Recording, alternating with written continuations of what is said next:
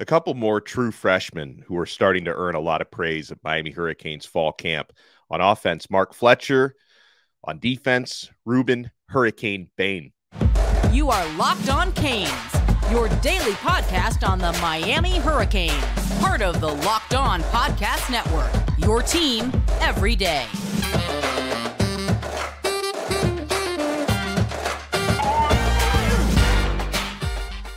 I'm Alex Donno, University of Miami alumnus, longtime South Florida sports radio vet, and contributor to allhurricanes.com. Thank you so much to the everydayers for making Locked On Canes your first listen. We're available free wherever you get your podcasts and available free on YouTube. Now, if there's one true freshman that I can guarantee you will have a monumental impact on the season, that's Francis Mauigoa, the probable starter at right tackle, 5-star out of IMG Academy. He's an absolute freak, okay? We could talk about Mauigoa all day. I can, and I have, okay?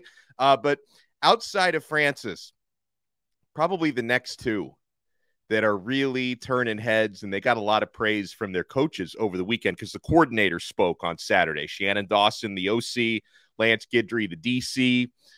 Let's start with Mark Fletcher, true freshman running back out of American Heritage. Fletcher is going to make an impact this year as a true freshman. The question is, how high on the depth chart is he going to end up? So Dawson, the offensive coordinator, he was asked about Fletcher on Saturday. Coach can't even hide his smile when he talks about Fletch. So on the mental side of it, Fletcher he's going to be a great one. He's a self-professed student of the game. He takes a lot of pride in his leadership on the field, even as a young guy. And then on the physical side of it, Fletcher is already, you've got second, third, fourth year, fifth year guys on the roster at running back. And Fletcher, as a true freshman, is already the most physically imposing at 6'1", 225 pounds plus. We got this question on our subtext community by Hawk Time Hurricane. Hawk Time Hurricane says, hey, how is Mark Fletcher acclimating so far? So Shannon Dawson was asked this question on Saturday after practice on, how Fletcher is adjusting coming from high school. Dawson says with a smile that he's adjusted quite well and that, quote, this kid is talented, okay? Now, David Lake from Inside the U noted that Fletcher, he's been working as the third team running back so far in practices.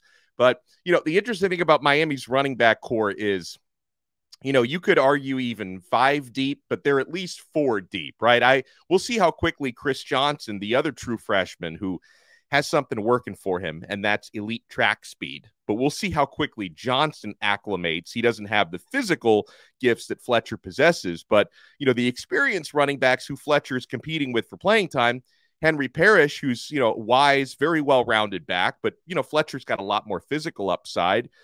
Don Chaney, who's got physical upside through the roof, got to see him stay healthy. A.J. Allen, who I like a lot, who transferred in from Nebraska, I should say. And so between Allen, Fletcher, Chaney, Parrish, maybe Johnson, you're going 4 or 5 deep at running back. And I think Fletcher has a chance to earn a lot of playing time in a rotation. Yeah, I did see that Shannon Dawson described Miami's running back situation because they're so blessed on paper with talent as a running back by committee. But if you're looking for people to emerge out of that committee, I would say Fletcher is probably Miami's best option near the goal line when you look at his size and power. You go back to Mark Fletcher in high school, and again, he went to one of the most prominent programs in South Florida, one of the most prominent programs in the country. Fletcher's high school stats were just insane. And this was an American Heritage. It's not like he's in the middle of nowhere playing a bunch of stiffs. Fletcher last year, he puts up video game numbers as a senior, 1,934 rushing yards and 23 rushing touchdowns as a senior. He also had 157 receiving yards and a touchdown through the air to go with that. And if you guys were watching, what was it, the Under Armour game last year, he caught like a 75-yard bomb down the field. So he can get open and run routes out of the backfield as well. Really well-rounded guy. I'm excited for him. And then you go over to the defensive side of the football. Someone who's been earning a lot of praise this past week from his coaches is the true freshman defensive lineman, Rueben Hurricane Bain. Lance Guidry, the DC, very excited about him. He said, I expect him to play a lot. That's a direct quote. And much of the way that Dawson smiles when he talks about Fletcher, Guidry smiles when he talks about Bain. Now, there's a little bit of the only difference right now, between their situations. Fletcher is, with Fletcher, everything is just right in the here and now because Mark Fletcher was not here for the spring. He wasn't enrolled yet. Where with Rueben Bain, this is just a continuation of what we saw from a fantastic spring period for him. He had 3 sacks in the spring game. And then you look at Bain last year at Miami Central. That was the best high school team in the country. Rueben Bain had 29 sacks. 29 sacks as a senior, 39 tackles for loss. And in his 4 years in high school, he won 4 state championships. He's one of the most decorated high school players of all time. His versatility, because he can play interior, he can play on the outside on that defensive line. He's up to 270 pounds. I think Mario Cristobal is very impressed with his size and the work he's putting in the weight room. Where Rueben Bain is going to be so dangerous, third downs and obvious passing situations. It's going to be a lot of fun for Miami's defense because you can line up guys like Rueben Bain and Akeem Mesidor inside while putting guys like Nigel Kelly and Jafari Harvey on the outside. You put the NASCAR package on the field, you pin your ears back, and you try to demolish the opposing quarterback. We got a question from our guy, Q Irvin. Q says, hey, if and when do you think the fan 4 of Fletcher, Bain, Ray Joseph, and Francis Mauigoa will all start in games? Am I just off on this one? I've never heard that term. I like that, the fan 4. I've never heard that term for those 4 guys, but you're definitely onto something there, Q, because when it comes to, and they're not the only ones, there are other true freshmen who the fans really like, but fan 4, the guys who get talked about the most, Francis, Fletcher, Bain, Ray. So, I just mentioned, I think Francis Mauigoa, I think he's a day 1 starter. So you can already pencil him in at right tackle. As far as Bain, not sure if he's going to begin the season as a starter, but crazier things have happened because he's really turning heads out there. Probably going to be a rotational guy to start the year. Same thing with Ray Joseph. I think Ray is going to be the second man up in the slot. I still think Xavier Restrepo, who's getting, the starters reps in practice in the slot. Does Ray take the starting job eventually this year? Maybe, but I think to start the season, it's going to be the X-Man, who's, really good player. He and Tyler Van Dyke have that chemistry that we've all heard so much about. Let's see who else is in that. Fletcher, again, I don't necessarily think Fletcher is going to be the day 1 starting running back. I think that's going to be Henry Parrish, but expect him to play a lot. And yeah, so that's the 4 of them. I think rotational guys, Fletcher, Bain, Joseph, Francis Mauigoa, I think it's going to be a starter to begin the year. So that's the way that I look at that. Now, it wasn't all sunshine and roses coming out of Saturday's practice and the first week of fall camp for Miami. We'll hit you with some of the critiques on the other side that offensive coordinator Shannon Dawson and defensive coordinator Lance Guidry said about the way the team looked and the way the team is adapting. Because, again, there are things Miami has to work on. Miami's not a juggernaut, at least not yet. Here are some of the things that Miami has to work on. We will get to that and so much more when we come back on an all-new Locked On Canes. Guys, if you're a small business owner, you need to listen up because these days, every new potential hire can feel like a high-stakes wager for your business. You want to be 100% certain that you have access to the best qualified candidates available. That's why you have to check out LinkedIn Jobs. LinkedIn Jobs helps you find the right people for your team faster and for free. You add your job with the purple hashtag hiring frame to your LinkedIn profile to spread the word that you're hiring. People will see it. I have found jobs through LinkedIn Jobs before. So when you put that hiring hashtag frame, people will find it and they will seek you out, believe me. And then from there, simple tools like screening questions make it easy to focus on candidates with just the right skills and experience so you can quickly prioritize who you'd like to interview and hire. It's why small businesses rate LinkedIn Jobs #1 in delivering quality hires versus leading competitors. LinkedIn Jobs helps you find the qualified candidates you want to talk to faster. Post your job for free at linkedin.com/lockedoncollege. That's linkedin.com/lockedoncollege to post your job for free. Terms and conditions apply. Thank you so much for making Locked On Canes your first listen today. We are available free wherever you get your podcasts, available free on YouTube. And for the everydayers, you want to take your everydayer experience to the next level? sign up for our exclusive SMS texting community through Subtext. I include the link in the show description below. You get text messages directly from my phone to your phone with breaking news, practice updates. There's another practice tomorrow, Tuesday. I will be out there. I will be sending you guys updates on the Subtext. You can ask me one-on-one questions on there. We answer a lot of those questions on the show. We're doing more of that today. Recruiting scoops, all that good stuff. You can sign up and try it free for 14 days with the link below. And then if you like it, you can opt in, and it's $4.99 a month. We give you a lot of added value on there. All right, so, okay, honest assessments on practice. We got one of those on the defensive side of the football from Lance Guidry, right? Because, okay, you look at the positives. Players seem to love his defense. Very aggressive, a lot of press man coverage in the secondary, a lot of movement on the defensive front. But it's still a work in progress, guys. So coming out of Saturday's practice, now the media didn't get to watch Saturday's practice. We only got to speak to the coordinators afterwards. So they kind of described what they saw. And Lance Guidry said that Saturday, by a long shot, was not their best day in stopping the run. And he referred to run stopping as non-negotiable.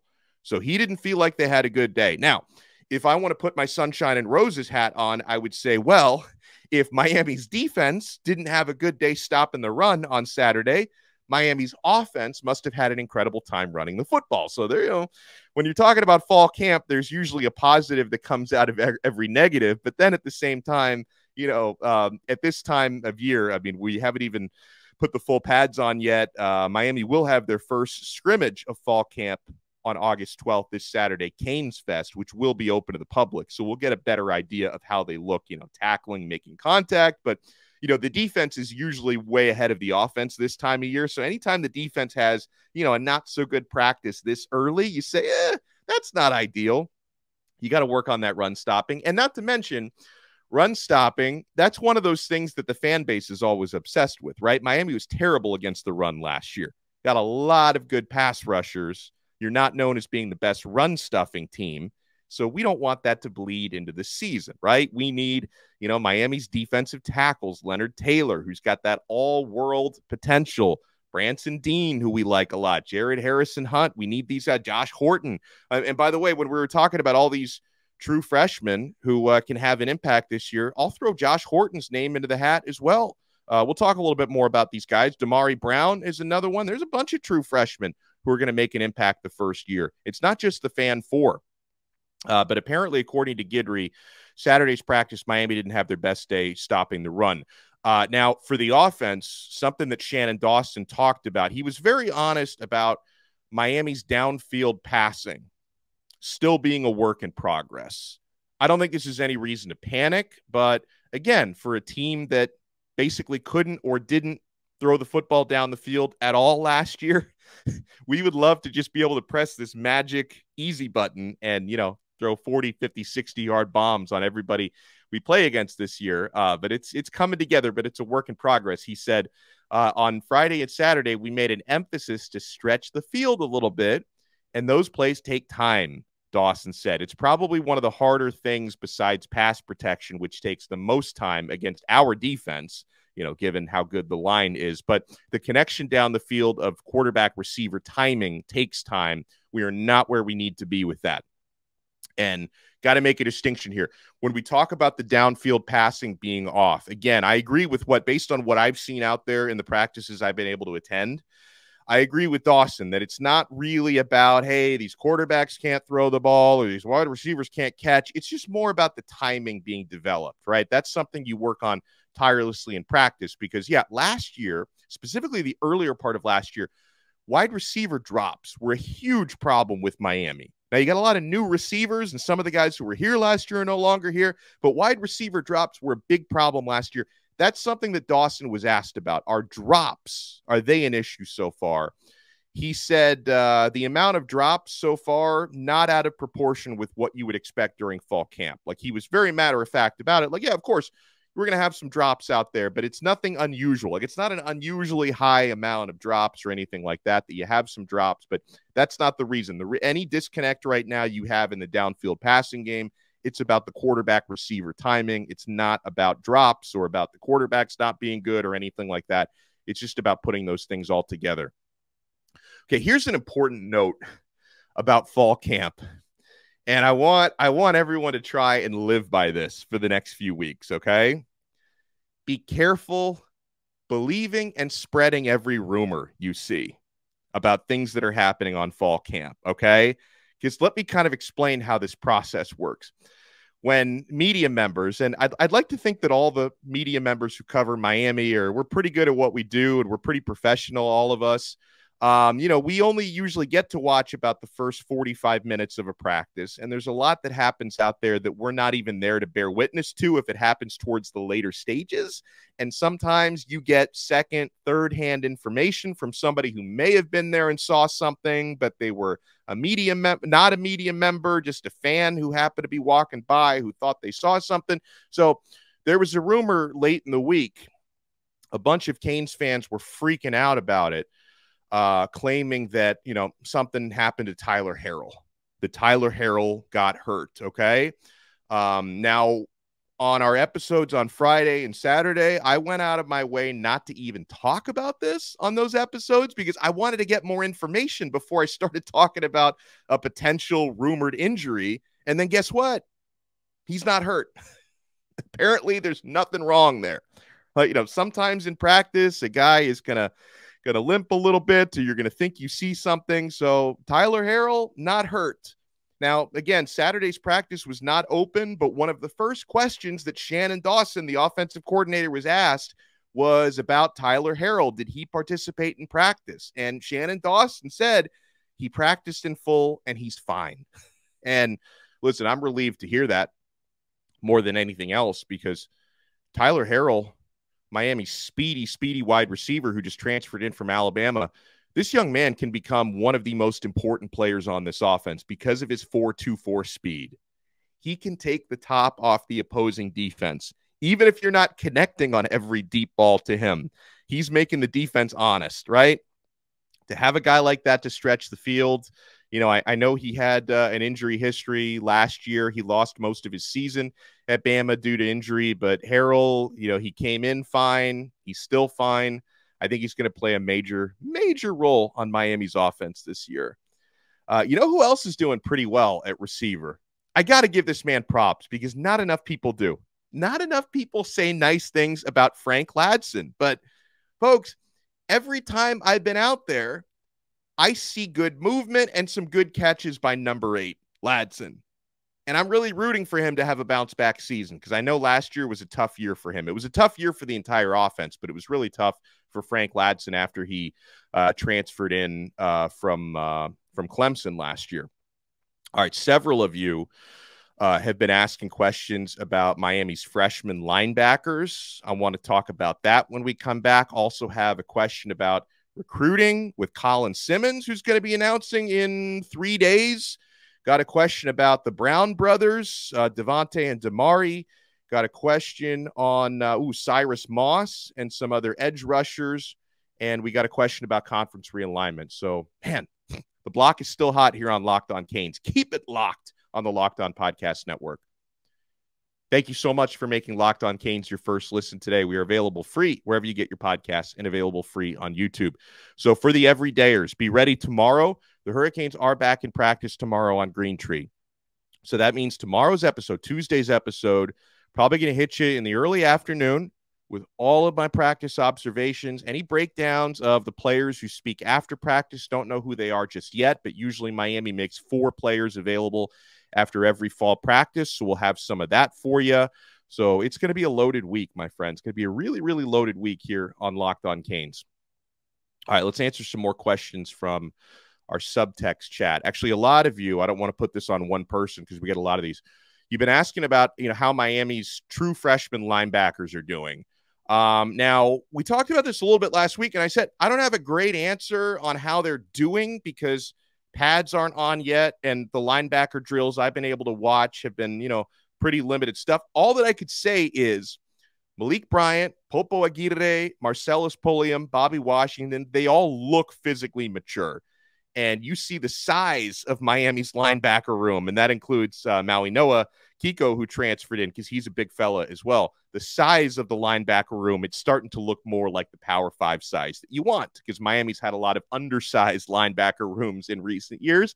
But as far as how they're actually doing, I will default to Lance Guidry on this, because Lance Guidry was asked about the freshman linebackers and how they're adjusting, and he gave a pretty honest assessment on that. He said, it is a lot for them.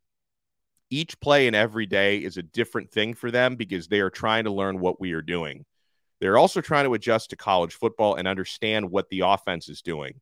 It is tough for freshman linebackers and safeties to play because you have to make the calls and checks, he says, and you better be right. It takes them time. We don't know about them quite yet. So that's a great assessment there. Now, staying with the linebackers, since I already gave Frank Ladson some props, let me give some props to Corey Flagg, right? Because Guidry even said from spring to fall, Corey Flagg is probably the most improved player on the defense, he says. Now, I don't see Flagg beating out Kiko Mauigoa because he has been consistently the top Mike linebacker on the team. But listen, if Guidry really thinks that Flagg is doing well and adapting his defense, I like to hear that. I like to hear that a lot. We get a question from Silos, 2 questions from Silos.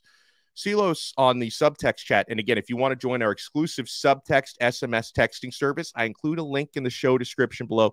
Try it free for 14 days. And then if you want to opt in after that, $4.99 in a month, we give you a lot of added value on there. Silos says, hey, is the iron really hot for Colin Simmons to Miami? How much impact do you think his mom will have on his recruitment? I remember how she glowed about Miami in an interview. Yeah, Colin Simmons, 5-star edge rusher. He's announcing on the 10th. So that's, 3 days away? It's already the 7th? Jeez, time flies. So Simmons is announcing in 3 days. LSU and, their defensive line coach recently stepping down kind of makes you wonder if that could change the LSU dynamic at all, because they've been considered the favorites for a long way. Texas also very much in it. And Miami, that's his top 3. Those are the 3 hats that are going to be on the table for Colin Simmons. Again, I'm going to default on this one. I'm going to default to D-Money of Kane Sport, because he did write in the bank late last week that he's hearing things are pretty hot for Simmons and that Miami is very much in the mix there, and do not sleep on Miami in his recruitment. And to what you were saying, Silos, we're going to have to hope that his mom has a lot of influence. It's different for every player. For some players, you got to have your mom, dad, grandma, whoever sign off, right? Other players, the parents take a little bit more of a laissez-faire type of attitude. But we know Colin Simmons' mom, she was interviewed a few weeks ago. She said Jason Taylor is the top choice of coach. She wants coaching her son. So if that makes Miami more of a factor, so be it. Another question we get from Silos. I heard the Brown brothers, Jaden Davis at Star, and then the kid from Vandy, that's Jadeus Richard, are all standing out in camp.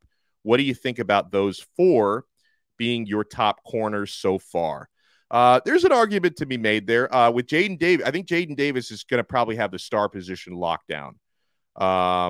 Richard from Vanderbilt, the transfer, he was the first day was the most impressive player I saw on the field, and he's been really, really good. Devontae Brown, the older Brown brother, I expect to start. Damari Brown earned starters reps on the 2nd day of practice. So an argument can be made for all 4 of those guys. Damari Brown, he's got the disadvantage of being a true freshman. His head's probably spinning a little bit. I don't sleep on Daryl Porter. Daryl Porter had a really nice spring. I don't completely sleep on him either. So I'd probably throw his name in the mix as well. But yeah, the 4 of those players you mentioned are all doing really, really well. And, I was pleasantly surprised when I saw Damari Brown getting some burn with the ones on, I think it was Wednesday's practice, the 2nd day of practice. That was a cool thing to see. Get a question from Dat Dude 239, who says, what's the latest buzz on some returning players and their playing status, like Cyrus Moss, Corey Flagg, Jafari Harvey, Takori Couch, Frank Ladson? We've already covered some of these. We talked about Ladson. We talked about Flagg. On Cyrus Moss, we asked Jason Taylor about him at Media Day.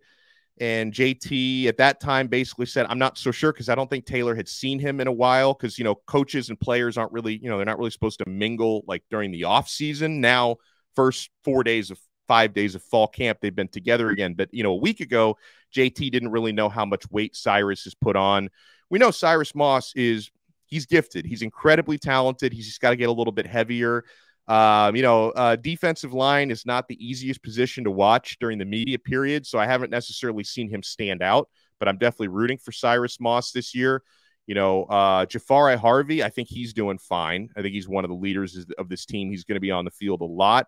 And to Corey Couch, it seems like to Corey Couch he's either going to be in probably both, like the backup star, probably behind Jaden Davis, and he'll get some work on the boundary as well, because he has gotten some work in practice playing on the boundary. So he's doing fine. And, with Corey Couch, I noticed this from spring to now, he's definitely gotten bigger in terms of more muscular, a little bit better size, can probably bring people to the ground a little bit better. So he's been transforming his body. Get a question from, I don't know if this is pronounced Delane or Delaney, so I apologize because I said it two ways. One of them has to be wrong. Who asked, Donno, I'm sure you're getting hit with a lot of realignment questions. I've seen Miami being a good match for the Big Ten, but the question is it worth the fight to make a move in the next 2 years? Let me know what you think. Okay. So if you don't fight to get out the way Florida State is fighting, and so far they're not winning, right? They're just making a lot of noise. We'll see how it plays out. But I guess the advantage to fighting would be, you get to be on, the cutting edge of it. And then you're not just going to have to wait to see where the dominoes fall and, where's the dust? Where can I go now? That would be the advantage to fighting. The advantage to fighting would be, maybe the Big Ten decides they've got one spot open for you and they don't have a spot open for Miami or for somebody else, and you can grab that. That way you control your destiny. That would be the advantage. I guess the advantage to waiting around would be, you would not have to pay as much of a buyout, right? Maybe if you wait till the ACC dies, you can get out for nothing instead of having to pay, over $100 million the way that FSU would. But I'm always, when it comes to college athletics, conference realignment, I prefer the idea of being proactive versus being reactive. Okay. So I think the idea of, wanting to actually maybe pick the conference you go to and being a little bit more aggressive about it versus kind of waiting and have to say, okay, now the ACC is dead, but does the Big Ten, do they have any spots left? The SEC, they have any spots? Is the Big 12, are they going to take us? We don't know. I think there are advantages to being proactive, but my hope and my expectation would be one way or another, it's going to work out. Because even though Miami is not as loud about this as Florida State, who makes a lot of noise, doesn't mean Miami's not exploring all their avenues behind the scenes. Believe me, Dan Radakovich, I'm sure, spends a lot of time keeping up with conference realignment. I'm sure Miami's got lawyers who are keeping their eyes and trying to find loopholes and how to get out of that ACC grant of rights. So one way or another, my hope would be it does work out.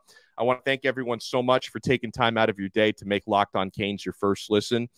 If you'd like to show us some support, make sure you subscribe. Apple Podcasts, Spotify, the Odyssey app, Google. Hit subscribe. Leave us a 5-star review if you have time to do so. And if you watch the video version, you're on YouTube, hit that thumbs up button. Hit that like button, subscribe to our channel, and we will talk to you again next time on another episode of Locked On Canes. We are part of the awesome Locked On Podcast Network, your team every day.